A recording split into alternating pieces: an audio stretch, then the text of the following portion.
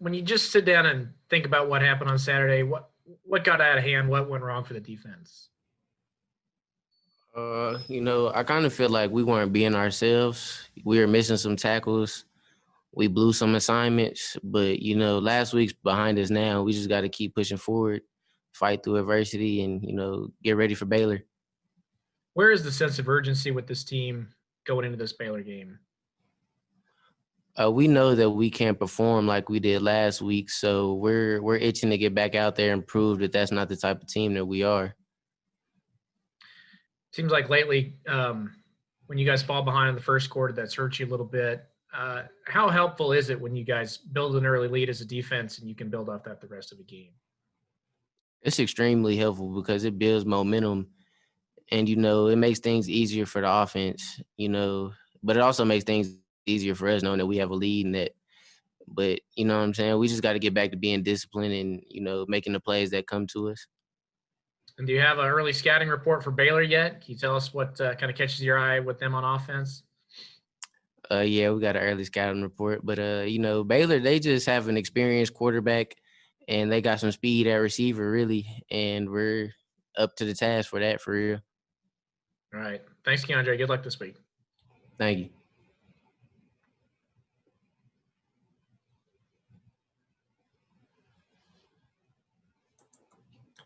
Fitz.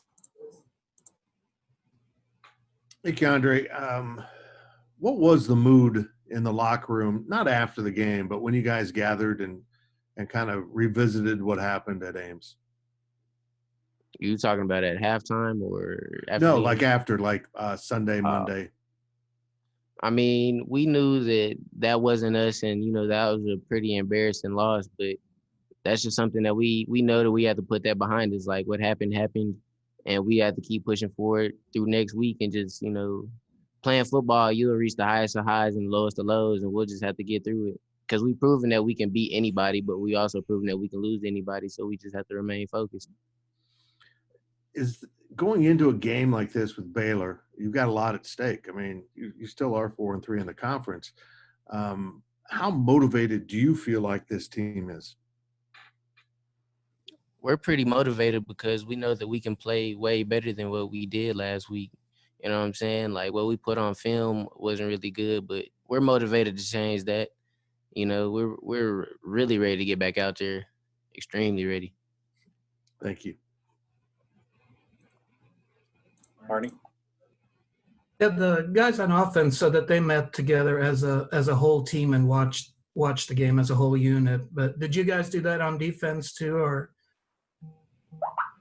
Yeah, we do that every week. You know what I'm saying? We'll go over what we did wrong and what we did good, and just learn from the experience. So you do that as a whole defensive unit, not just position groups? I mean, we'll break off into position groups and watch it, but as a unit, we'll watch a couple plays together. How helpful is that? It's extremely helpful because, you know what I'm saying, you can learn from what you did wrong or, what you did good, and just keep building on that week to week. Thanks. Ryan? Kiondre, hey, how would you describe how this season has been for you individually through the 8 games so far? Through the 8 games, me, at the beginning of the season, I missed some time, related to COVID or whatnot. But then, I came back and worked my way back into playing. And, I don't know, I think that this year has just been extremely up and down. But, I feel like I still got a lot of meat left on the bone that I can, build upon these last 2 games.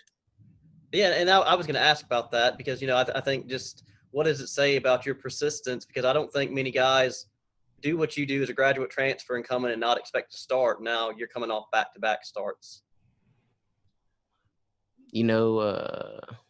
We was dealing with some injuries, and, in that case, you just got to be next man up. And whenever you come in, you just got to be able to either keep the level of play the same or improve it. You know what I'm saying? And, I know that, my job is to go out there and, just do it. You know what I'm saying? Hey, Kiondre, thanks. Don't leave a lot of meat on the bone with the turkey, at least, okay? Yeah, I won't.